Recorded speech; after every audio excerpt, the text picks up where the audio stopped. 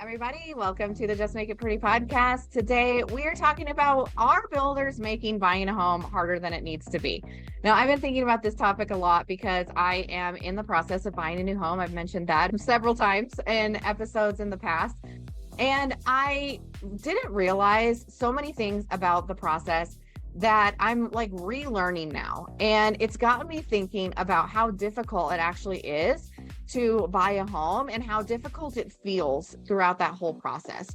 So as marketers and sales teams and builders in general, we know this process really well, but sometimes we forget what it's like to experience it for the first time. And so that's what I want to talk about today. I have a guest that's going to be coming on and talking about how we can create the best buyer experience and remove friction along the way. So if you are interested in that, please stick around and let's get right into it. Welcome to the Just Make It Pretty podcast, the marketing and mindset show for home builders and beyond. I'm your host, Sarah Haynes, and around here we go beyond pretty pictures and we get honest about what's working, what's not, and what it really takes to build better brands, better experiences, and better teams. You'll find creative ideas, practical strategies, and conversations that actually matter. I'm so glad you're here. Now let's get started. All right, everybody. So today my guest is Lindsay Haltom. She is the Director of Sales and Marketing over at Homes by Tabor, and I'm so excited to have her here. So Lindsay, thank you so much for joining me today. Yeah, I'm super excited to be here and talk to you. I'm excited. I've listened long time fan of your podcast. Oh, that's so sweet. Thank you. I have just absolutely loved putting together this podcast. And when I have people come on that are listeners too, I don't know, it just makes me so happy. So thank you. It's like home. Yeah, exactly. I would love to ask you a few questions to kind of get to know you, have our listeners get to know you. So tell me about how you got into the home building industry. I always say I lucked upon this industry. I never really even knew it was a thing, that never even considered home building, right? Even like when you think of real estate, I don't think I ever really thought of the home building industry in that regard. But I was not happy where I was and in the industry that I was in before, which was more of like medical sales and marketing. And I was just looking for a change. And so I just kind of lucked upon an ad that I saw online and submitted my resume for, and not really 100% sure even what it was going to entail. The position that it was for, I came in and interviewed for it and realized, okay, that's not really for me. But whenever we were talking, we realized, okay, wait, we might have a different position that they were interested in me for. And so it just worked out. It was one of those things where right place, right time. And I've been here ever since. Awesome. Yeah. And you've been in your role or you've been in the industry for a while now. How has your role shifted over all those years? Yeah. So I've been here for 11 years now, and which is crazy because I'm only 25, but just kidding. That's when you laugh. Child labor. But yeah, I know. No, but I started off with it was just me. I was a marketing department of one, and Tabor was bringing in sales and marketing in-house. It was 2015, and before that it was just all outsourced and little piece here, piece there. And so really coming in as that one person team, if you will, and then just growing it from there. So just starting the marketing department, getting all of that up and running. And then we were able to start our online sales department, get all that up and running. And then I guess 3 years ago now, I took over the on-site sales team as well. So now I get to do it all.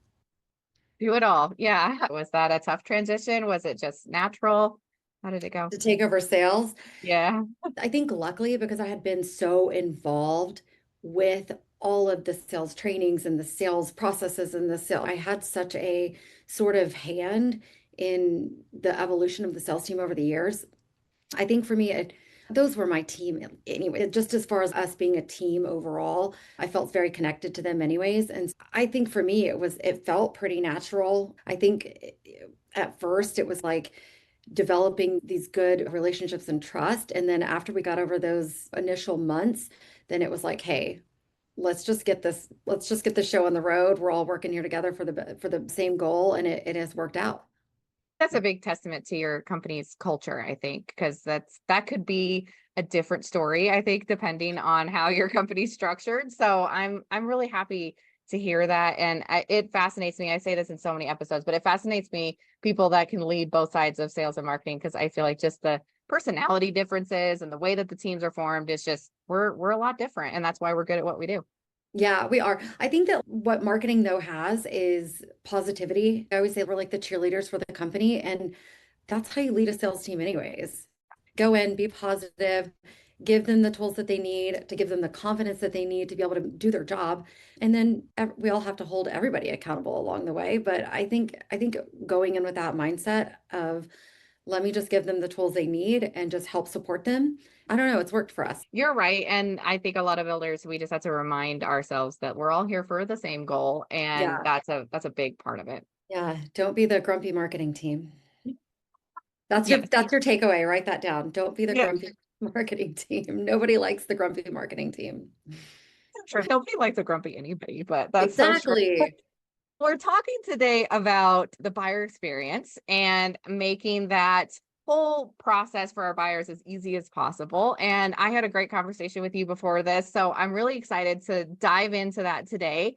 And so the first place that I want to start is, we talked a lot about transparency in our talk before. So I'd love if you could talk about what's your philosophy around creating a transparent transaction. Yeah, sure. I think that everything that we do and over the years, we have just tried to take whatever kind of friction might be in the process, whether it's online or in person, whatever those parts of friction are, we've tried to remove those. And a lot of that is with just having a transparent buying process. So as you and I were talking the other day, it was reminding me of when I did first start here. And we had this website that was pretty crappy, okay?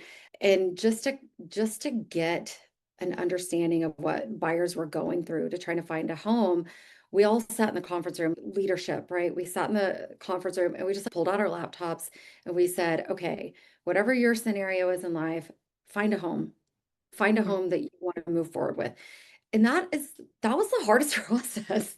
It's so stupid because you're like, oh, we have all these builder websites and we have all these third-party sites that we get on realtor.com and Zillow and all these things that we can do to find a home. And then you're like, no, wait, this crap's actually really hard to find the one that you're looking for, but also finding all the information in it as well. That is this a home that I would actually buy before seeing it in person? And so that exercise, I feel like was the starting point of really shifting my brain into this is hard. Mhm. Let's try to make it not hard. And Mhm. then we've just one foot in front of the other ever since. Yeah, it is hard and it's scary too. And then when you pair the two of, this is a really hard process and I'm really nervous about it, it's Yeah. very overwhelming. It is so overwhelming. It is. We were just talking before this started, and so you are actually about to move.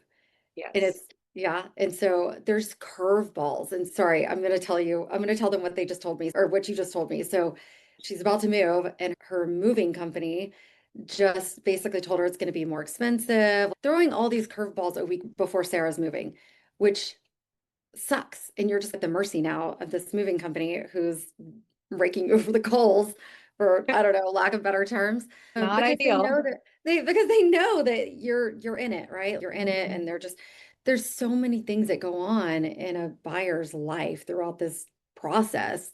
And yeah, it's emotional, it's stressful, finances get scary, just everything that goes along with it, much less why they're moving in the first place. We get the people that are moving because they're changing jobs and they want to move or whatever.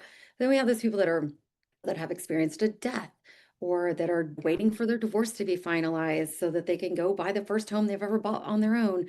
There's all these different scenarios that sometimes we don't necessarily think of because we do this every day. We're in this circle of doing this every single day. It's been such an experience moving, and this is the second home that I bought new, had built, and it's been different both times. And it was really eye-opening because the first time I was fairly new in the industry, and now I've been here for 10 years. And so I've forgotten a lot throughout that process. And I think a lot of us in the industry do. We forget what that process is because we're so close to it. And we don't buy a house every single year. Not all of us do, some of us do, but not everyone does. So it's just easy to forget. And Yeah. so I loved one of the things you said too is that our buyers don't work here. And I love that because it was so easy to remember. I was like, no, that's so true. They don't know all of this stuff that we do. And that was just like aha moment for me for sure. Yeah, it's funny. That's also the line I like to use whenever I'm the customer. Have you ever been a customer and you go into, it could be anything, it could be like a restaurant or doctor's office, and they talk to you as though, don't you know you were supposed to XYZ? And I'm like, I love to say, no, I actually don't because I don't work here. But it's so frustrating when people talk to you like that. But I think that in our industry, I think we probably do that more to our customers than than any other industry. But it is a complicated process. And whether it's dealing with lending or knowing how much to bring to closing and knowing if you're supposed to have a money order versus a check, just stupid stuff like that, right? That we're like, did they not know? No, they didn't Yeah. because they don't work here. And so for us and our team, I'm just constantly reminding them, hey, they don't work here. Like, I know you do this every single day, but also, I promise you, if you go buy a house tomorrow, even though you do this every single day, you're going to run into things that you didn't know either. And so it is our job to make sure that they're getting the information, but also like when these curveballs come up, to help walk them through the process without making them feel like they're idiots. Having a little bit of empathy and Yeah. reminders, it's so important. It's funny Yeah. because my husband's not in the industry, and so he has even a different experience than I do. But it's funny because he'll just reach out to the builder and be like, "I just had this random question and I'm having anxiety. So what's happening?" And the salespeople have been so awesome. They just write it back. They're like, "Everything's going great. No updates from last time or whatever." But I'm like, "Oh, this is that experience. This is what's happening. He is that person." He is, yeah, but also because he said, I had this question because I'm having anxiety.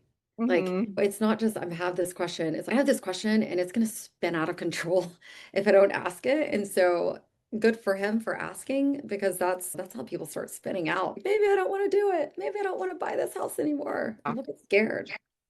And I talk to a lot of builders, and one of the things that I notice a lot is they don't want to give too much information. They don't want to say too much. There's this back and forth that we go through of what is the right thing to say and do. And my stance is always we want to get ahead of anything that is going to come up. As the builder, we have control of whatever that narrative is, and we can help them go through it.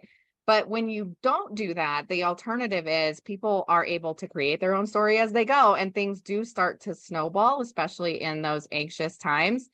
So I Hmm. think that's where we talked about transparency. I think that's like where it's so important.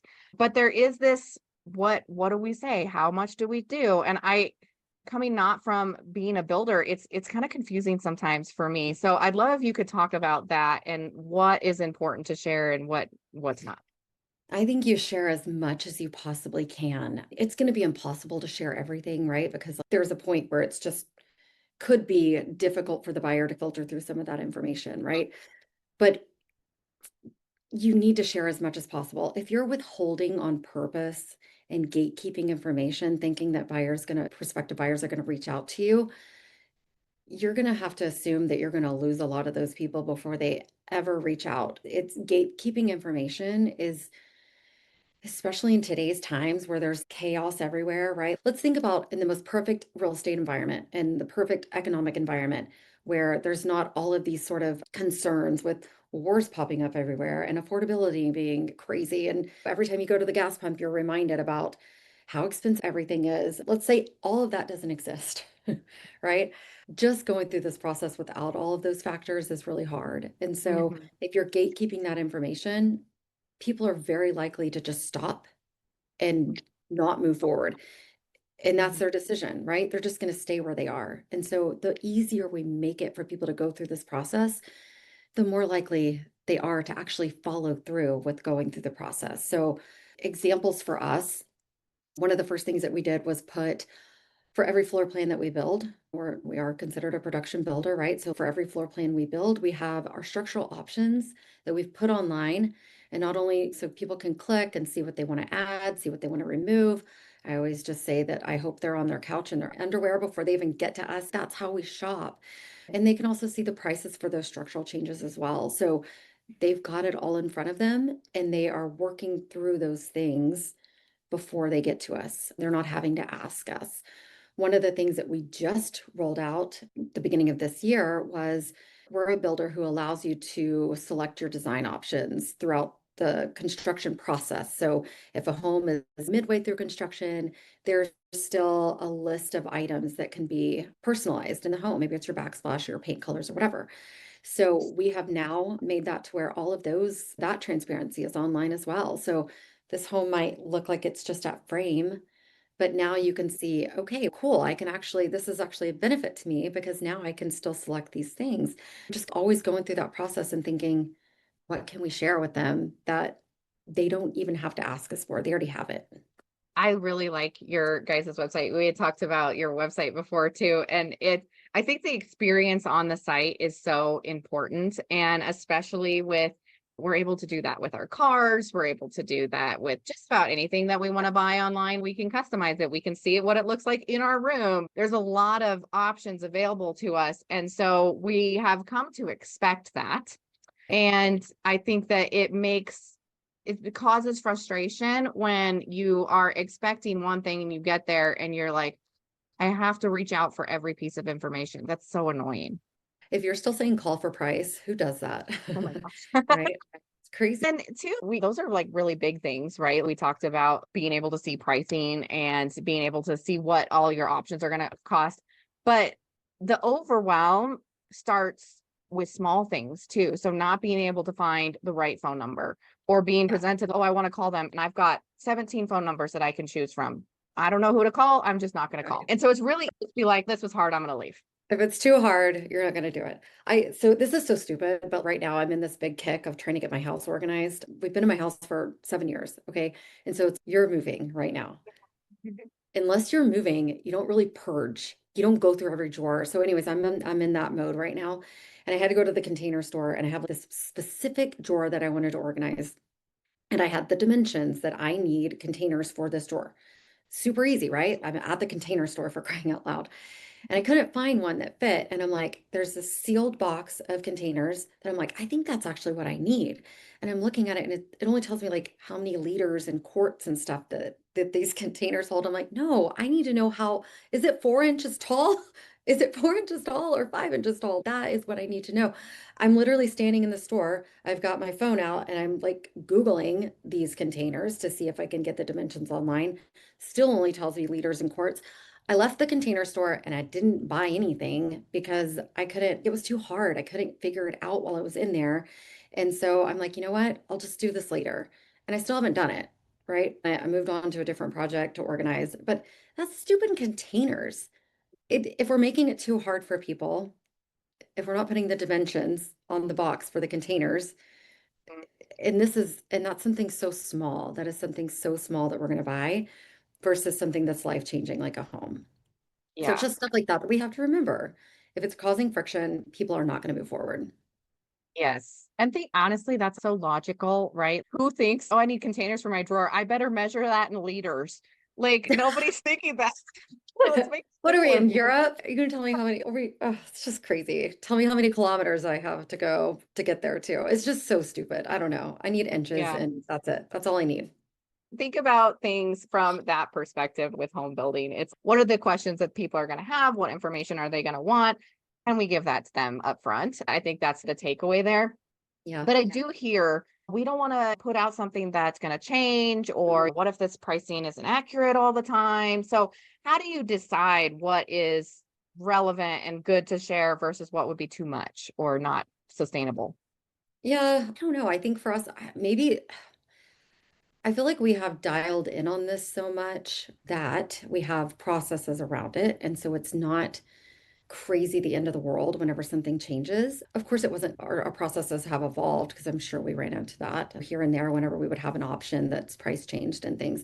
But we just have it to where when something changes, we know the people that need to be alerted and we know our jobs to be able to get those things updated. I think we don't use that as an excuse. Yeah. Because ultimately, if we're being honest, a lot of this stuff is a lot of work, right? And it's not just a lot of work for your marketing team, it's a lot of work for all the teams, company wide, except for maybe a handful of people aren't impacted by this stuff. And so it is a cultural thing. And you mentioned it earlier, but we have a really great culture where we all have this this ultimate goal of trying to better the customer journey. And I don't know, I think maybe I'm spoiled in that regard a little bit, but we just have processes around it. And that's honestly all it is for anything that we want to do, right? If we Right. just have to make the decision and make a process to make it happen, and then we will. But we're very good as humans at making all the excuses on why Yeah. we can't. Or like a buyer for making excuses for why we don't want to buy the house in you. It's Yeah, all the same. It's all the same. exactly. It really is. So one of the other things, so this is around the same topic, but a little bit a new direction is how similar this process is from builder to builder. So you have this buyer, right? They are looking at all of these options. They're looking at all these different builders in the area. And a lot of what I see, a lot of websites and a lot of that experience is really the same. And then you look at you get down to the floor plans, those are pretty much the same. So it's really hard to distinguish between builders. And I think that's something that a lot of builders are trying to do is make themselves look different.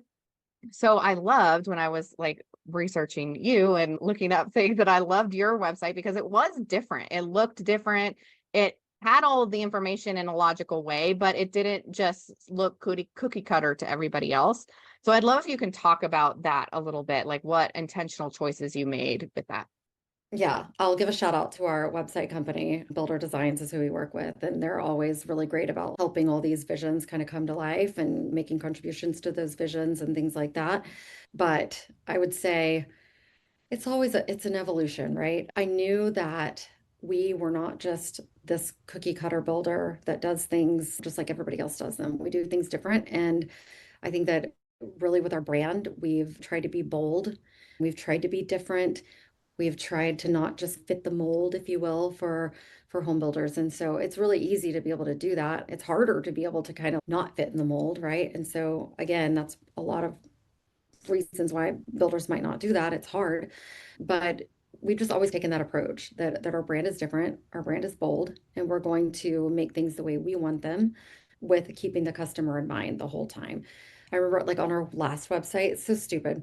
What do we do all day long? We're just like on our phones, right? Like scrolling. And on our previous website that we had built out, I had this idea of what if we made our home detail cards look like social media, right? Like we're all scrolling anyways. And if we're scrolling through, like, why does it have to be the same old home detail card? And I remember like pitching that idea out there, and someone was like, do people really want to shop for homes the way they're on social media? And I'm like, why wouldn't they? It's like just so normal. We look at pictures on Instagram, and why would we not want to scroll through a builder website and have that same experience? And we did it. It worked really well. And now this most recent website that we have, we've evolved around that kind of concept. But everything should be, everyone says mobile first. Everyone is full of baloney whenever they say that we build mobile first. Are you really even paying? I don't know. I that's my personal opinion. But I think making sure that people are able to scroll through and just are they going to spend time on there like they would on Instagram? Mhm. Yeah. You're really thinking about where buyers are at right now. And I know I'm mostly influenced from social media. If I have anything, Yeah. it's probably I saw it on Instagram or TikTok. Yeah. And I think there's a lot of opportunities for builders. We're out here. I think every brand is different and unique. And they're just taking that and being like, throw that away and we'll just take the easy road because if we just do everything the same as everybody else, like Right. easy. And I know that's not probably as intentional as I'm making it sound because a lot of people aren't, I'm just going to do this easier, but that's what ends up happening in No. the long run. Yeah. Yeah, I don't think people are like purposely doing it, but I think it's just a path of least resistance, I think, for a lot of things that we're talking about right now. Okay. So let's talk now about the future of the buyer experience. If I know experience has changed a lot over the last decade. So if you were to make a prediction, what do you think is ahead of us? Man, I think that buyers are going to become the word demanding is coming into my head, but I feel like that is negative. I don't mean it in a negative way at all. I think that they are going to just expect more. Think about just over this past decade, how much more information that they expect at the ready, the Amazon culture that we've talked about for years. I think that buyers are going to expect more. I think they're going to expect more for their money. I think they're going to expect more out of the homes. I think they're expecting more out of the experience. And I think between buyers expecting more, I think we have this online culture where people are going to be pretty upfront about if they're not getting something. Call it keyboard warriors or whatever it is, but anybody who's social that manages social media can know people can get feisty. And so I think that it's all because of maybe the anxiety that they have towards the process or just wanting to feel at ease Mhm. that I think we have to lean into that. I really do, because really I don't think that's going to go away. I think it's going to get stronger.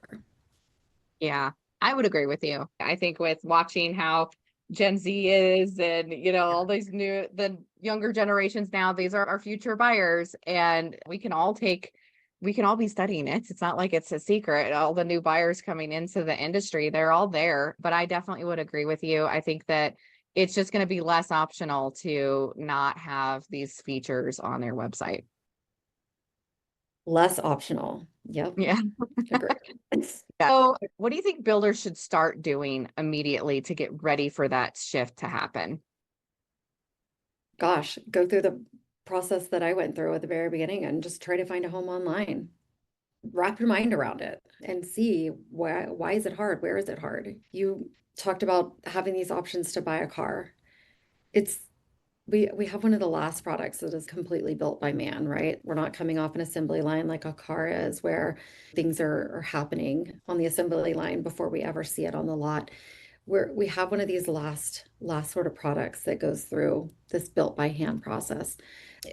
And our which kind of feels like maybe that's antiquated, but we have to make sure that our buyer journey is not in that antiquated process. We have to make sure that it's seamless, that it's easy, that it's smooth, and that we are having empathy for these people that are going through these life changes without making them transactional.